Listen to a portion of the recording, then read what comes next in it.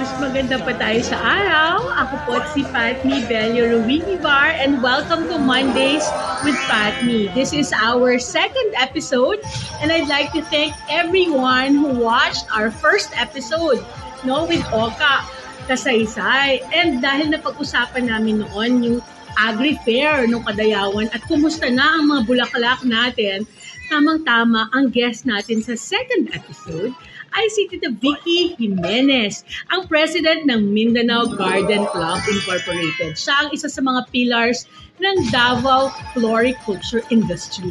So makikibalita tayo, kumusta na? Nasaan yung Agri-Fair ng Kadayawan? At kumusta ang mga bulaklak ng Davao? Tita Vicky, welcome! Daghang salamat, Patme, and magandang hapon po sa inyong lahat. It's good to be here and makausap kayong lahat and to shed light on the industry that you call na nawawala. Actually, andito pa rin kami. And I would like to thank Oka for mentioning in the last episode, yung first episode ninyo. I'm very thankful for that, Ka. And I'm glad that you're back, actually. You can do more in Davao City, Yeah. And we need you here. Anyway, going back to doon sa Agri-Trade Fair, we're happy that we are back now at SM City Davao na awarded sila as most outstanding mall of the Philippines. Mall of the year Mall sila. of the year ang SM. Dahil ba yan dahil yan sa ating Agri-Fair na ginagawa doon? Ako, I would say I'm happy na we have been like family to SM. And it's been our home for the past 12 years or more, I think, no? We've been there with SM for a long time. And masaya kami at nabigyan kami ng pagkakataon maibalik uli. Although on a smaller scale, but this time, kasi nga, it's because wala ho kami talagang venue. Oh. Pero if you say floriculture, we're still very much around. Nandyan kami. Ang ating mga bulaklak, they're all there.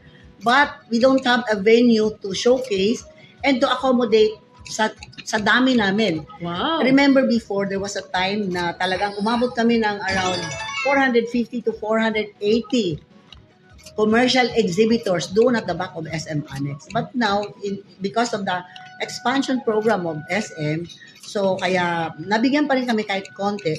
We only have 30 tents measuring 2.5 by 2.5. But one good news is, merong communication pinadala ang SM sa amin and I think we are going to renegotiate tomorrow. Wow! They're calling a meeting tomorrow and let's keep our fingers crossed. So, scoop pala ito. Scoop Dito ito. niya unang narinig sa Mondays with First Patty. time. Yeah. Thank you, SM, in advance. Diba? SM, wala na kayong choice. Walang Kailangan choice. ibalik ninyo. Ibalik na talaga kami dyan. Ganun lang. So, yung, pero ang tawag na dyan, Agri-Fair, ano na yan, tuloy-tuloy all year. Agri-Trade Fair, all year round. It has always been a collaboration in partnership with SM. Before kasi, before we were, hindi naman driven out. So, before we were requested to vacate for the expansion program of SM, we were requested to find a temporary place, but we will be back soon as, everything is in order, in place.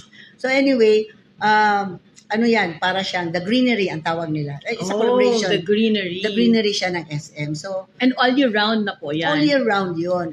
Ito nga lang, we were, it's so sad to, dahil, siyempre, lumalaki sila.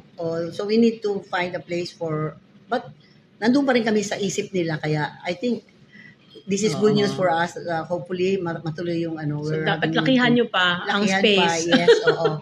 But the industry is very much alive. And in fact, marami ngayon, they were happy to see us again there.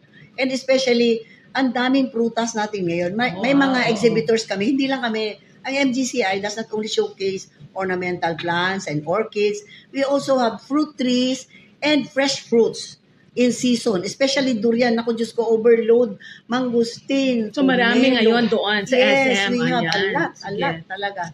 And it's getting cheaper kasi, dumadami na yung harvest. Kaya, syempre. Nabanggit ninyo yung orchids. Ayan po yung hinahanap namin. Yeah. Nasaan na yung ating magagandang orchids? Kasi maalala ko before, tawag sa atin, Davao City in Bloom. Yes, dahil sa ating waling-waling orchids natin. Ano na pa ang nangyari sa ating orchids? The orchid industry is still there, but because the pillars in the industry, especially kilala nyo naman yung mga nauna talaga dyan.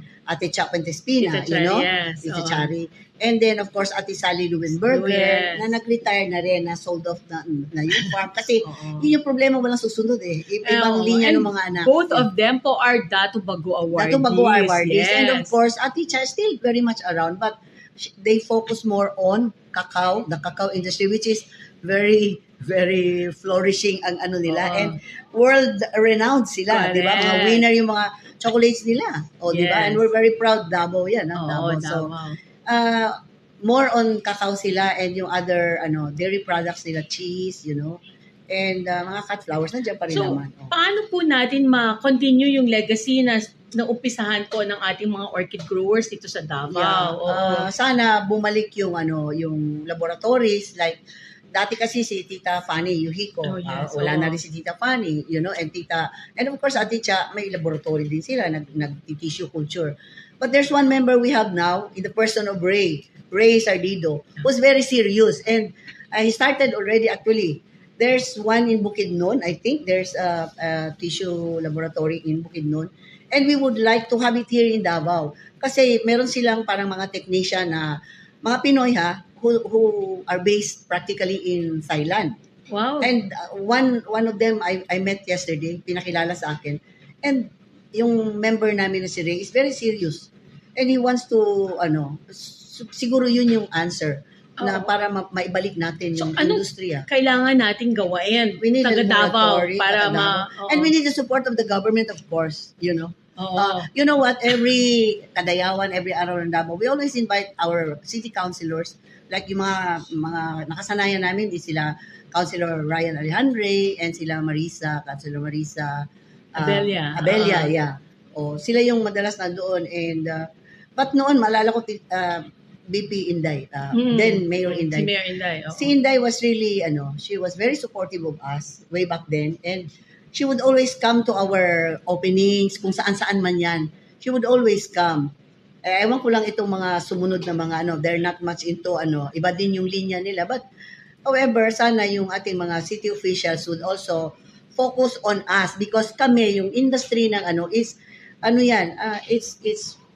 nagdo-draw ng mga tourists to come to Davao because of our beautiful flowers. Correct. Right? Yes. Yeah. So, kailangan ng support ng government. So, aside from attending your events, ano po yung mga may investments ba in research and development na kailangan dyan?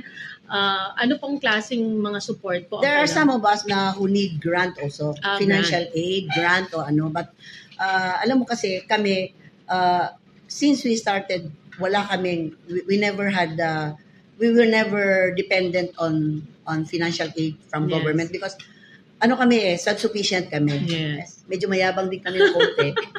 Kaya naman. Oo. Kaya naman. But we would appreciate if there's some help na, and appreciative kami sa City Agri in the, of Sir Haspe, no?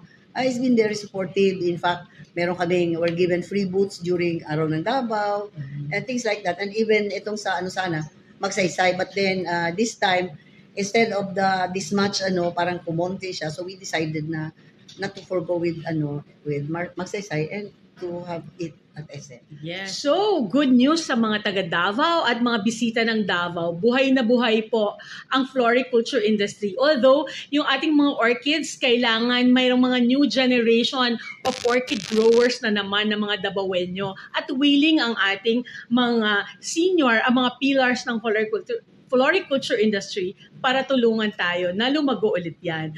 At dahil minansin natin ang orchids, si Tita Vicky po ay fellow Rotarian ko rin. Siya ay Rotary Club of Waling-Waling, di ba? Parang named after the orchid at meron daw siyang special invitation for us all. Yeah. Thank you, Patme. Anyway, at this point, I would like to invite everyone, especially lahat ng Rotarians. I am from the Rotary Club of Waling-Waling Davao. I am a past president, a past assistant governor. And our club is hosting a vibrant club seminar on September 7 at Acacia Hotel. Registration is 2,500. So those of our Rotary clubs in Davao na hindi pa po nakaregister, please register. We need you guys. wag tayong Mindanao tayo, we have a lot of clubs here, especially Surigao area, Butuan, and where else? Cotabato, and Davao clubs. Yes. Thank you. Nag-register na ako. Nag-register na Yes, siya. I'm from Thank the Rotary you. Club of Downtown Davao at Thank you so nag-register na much. kami. Please help us promote also. Thank you. Yes. Thank you so much. So thank you Tita Vicky at very good news talaga na nandyan pa rin ang ating floriculture industry and we can see them at the greenery sa SM Ecoland. Again, maraming salamat for joining us on our second episode at sana magkita-kita na naman tayo next Monday sa Mondays with Patty at laging alalahanin natin na mas maganda pa tayo sa araw.